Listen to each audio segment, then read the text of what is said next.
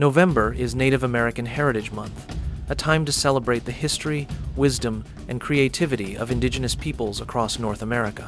From the Great Plains to the deserts of the Southwest and the forests of the Pacific Northwest, Native leaders, artists, and trailblazers have shaped our world in powerful ways.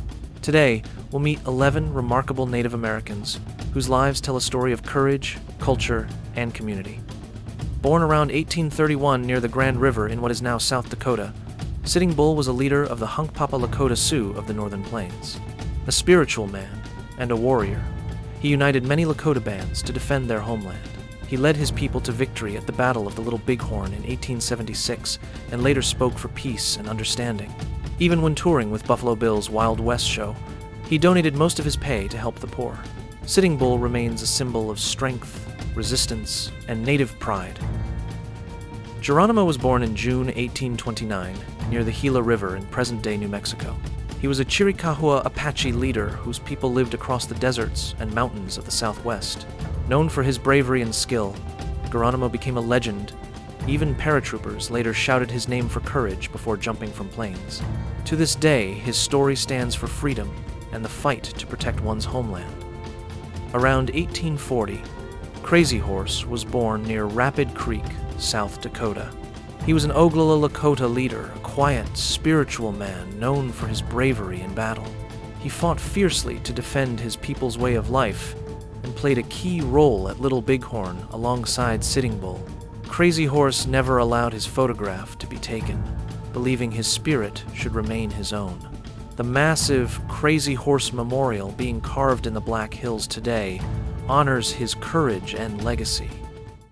Chief Joseph, or Hinmatu Yalat Kekt, was born on March 3, 1840 in Oregon's Wallowa Valley. He was a leader of the Nez Perce people of the Pacific Northwest. When the United States government forced his tribe from their land, he led a brave and heartbreaking journey toward Canada to seek freedom. Though eventually captured, he became known for his compassion and wisdom, especially his words.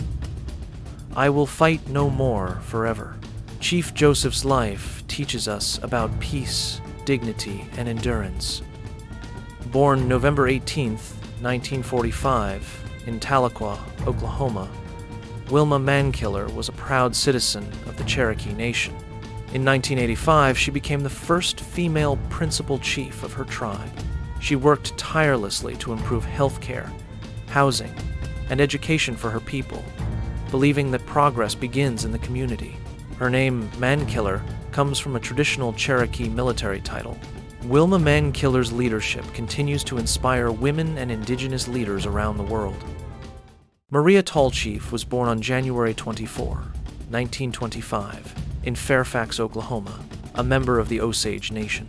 She fell in love with dance as a child and became America's first major prima ballerina. As a star of the New York City Ballet, her grace and strength transformed the art of dance. Maria also became the first American to perform with the Paris Opera Ballet. She opened doors for Native Americans and women in the arts, showing that talent knows no boundaries. Born May 9, 1951, in Tulsa, Oklahoma, Joy Harjo is a member of the Muskogee Creek Nation. She became the first Native American poet laureate of the United States. Through her words, music, and art, Joy celebrates the beauty of Native identity and the deep connection between people and the land. She plays the saxophone and blends poetry with jazz and indigenous rhythms, showing that storytelling can take many forms. Her voice continues to uplift and empower new generations of Native creators. Deb Haaland was born on December 2, 1960, in Winslow, Arizona, and is a proud member of the Laguna Pueblo of New Mexico. In 2021, she made history as the first Native American woman to serve as a United States Cabinet Secretary, leading the Department of the Interior. Deb's work focuses on protecting public lands, honoring tribal sovereignty, and addressing climate change. Her story shows how Indigenous leadership continues to shape our nation today with courage, care, and community. Buffy Sainte-Marie was born in February 1941 on the Piapot Cree First Nation in Saskatchewan, Canada. A musician educator, and activist, Buffy rose to fame in the 1960s with songs about peace and indigenous rights, like Universal Soldier. She even appeared on Sesame Street, teaching children about native culture and family. Her music and activism have earned her awards around the world. Buffy reminds us that art can be a powerful tool for healing, education, and justice. Born around 1788 in the Lemhi River Valley of Idaho, Sacagawea was a Lemhi Shoshone woman who helped guide the Lewis and Clark expedition across thousands of miles. She traveled with her infant son, Jean-Baptiste, showing extraordinary courage and skill. Her knowledge of native languages and geography helped the explorers connect peacefully with many tribes. Today, Sacagawea is remembered as a symbol of strength, intelligence, and cooperation.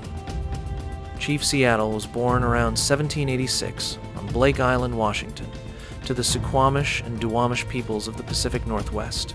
He was a wise and respected leader known for his eloquent words about nature and respect for the land. The city of Seattle was named in his honor. Chief Seattle once said, "The earth does not belong to us, we belong to the earth." His message still inspires people around the world to protect our planet and honor its sacredness.